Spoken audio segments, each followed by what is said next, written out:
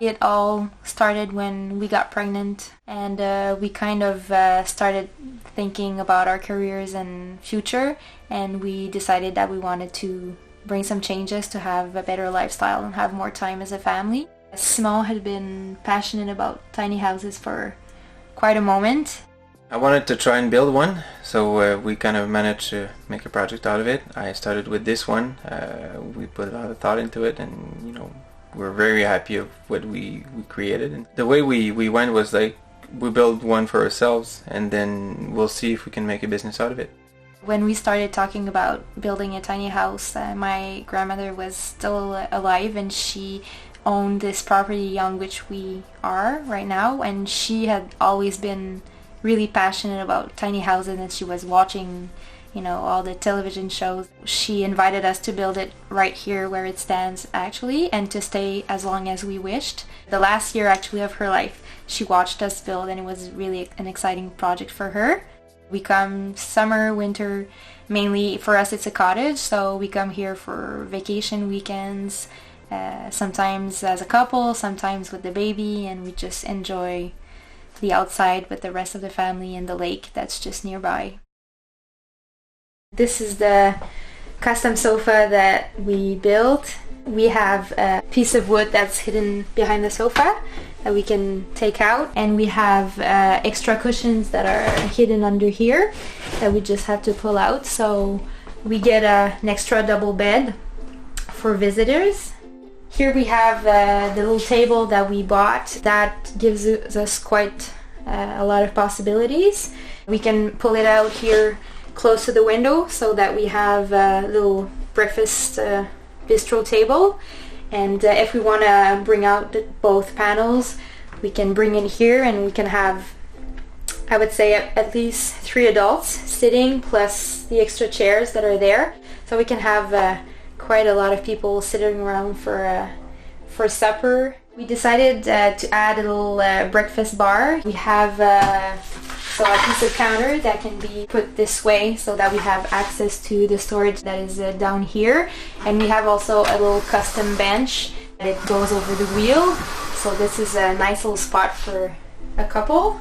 We opted for a real wood stove just for the nice little cottage feel of it. So we have smart logs here that we can break even just with our hands, so that we can make them fit in the stove, and we have our little tools here. We got this from a company that's in Montreal that's called Cubic Mini Wood Stoves, and you can order them online. They have different sizes, so we went with the mini one, which is more than enough for such a small space. My favorite part of the house is the kitchen. When we started thinking and designing the house, it was really important for me that we didn't feel like we had just a tiny kitchen. I wanted almost a full size, and I made a bet with Simon that I would be able to make it fit. So this is pretty nice because we have an L design.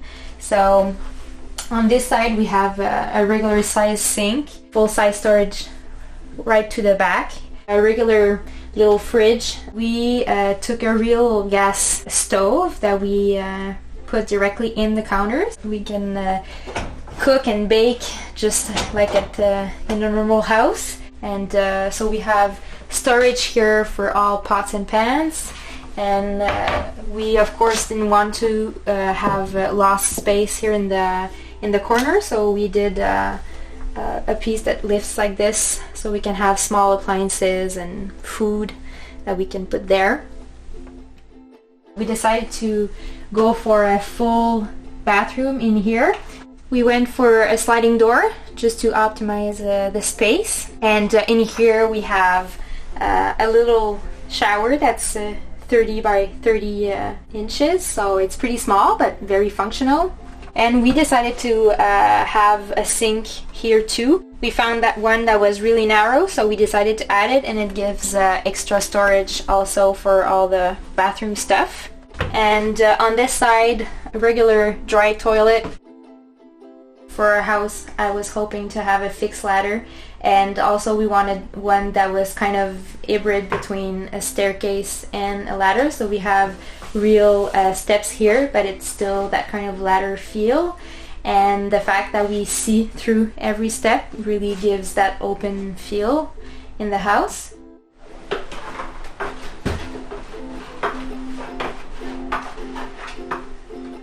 We added a queen-size mattress up here, and we have also the window that gives a fresh little breeze during the night. This is where we can store our stuff like clothes or personal items. It lifts like this, and there's another one there, and we both have our little cubby here also on each side.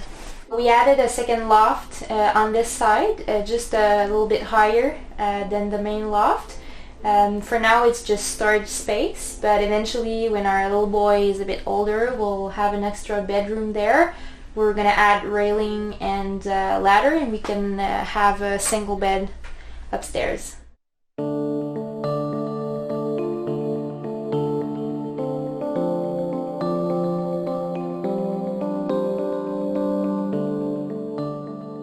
So the house is a 20-footer, the usual 8.5 by 13.5 dimensions, but this one has 20 feet in length.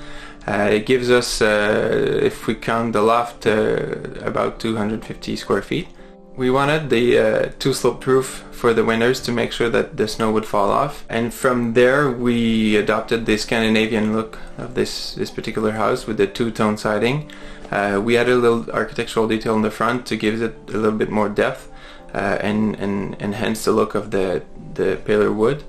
It's actually white pine that we stained, and there's an all-metal roof with the solar panel.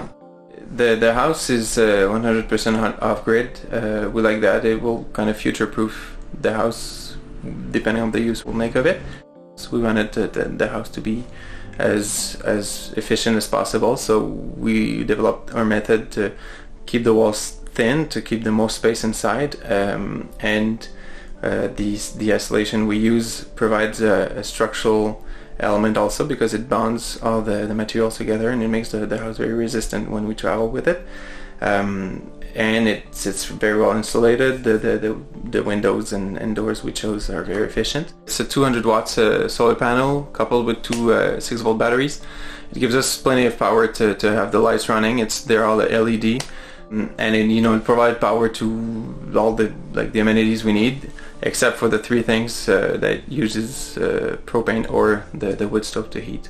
As for the water, as I said, right now we're hooked up. We have a gray water tank, and it's a very good setup. It's not a very complicated setup.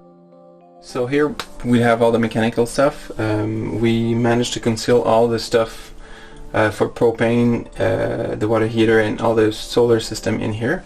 So right here what you'll find is all the stuff related to the charger and the relay, the fuse box, the inverter is all there. The batteries are within the seat. This is actually just a composting, an organic toilet.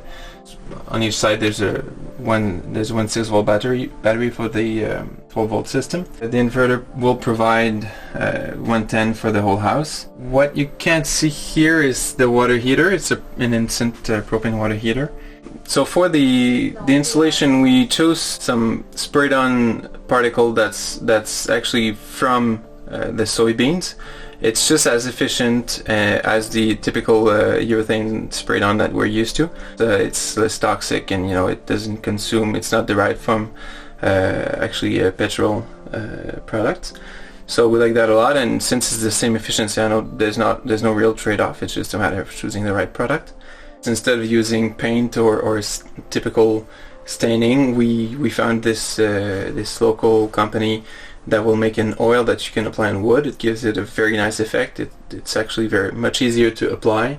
It has no drying period, so and it's it's 100% natural product, and it doesn't smell. It's really good.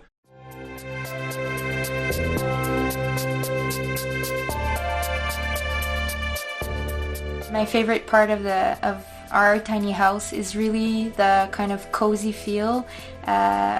My favorite season to come is really in the winter. There's something of being in this small space and having quite a bit of windows around, and when you see the snow, it looks cold, and you're in this kind of little bubble of heat and warmth, and it's really cozy. For me, this idea of having everything within arm's reach you really feel like things are simpler. You don't have much to worry about, you don't have a lot of stuff. Cleaning the house is so easy. I also love the challenge of designing the space around us according to our needs.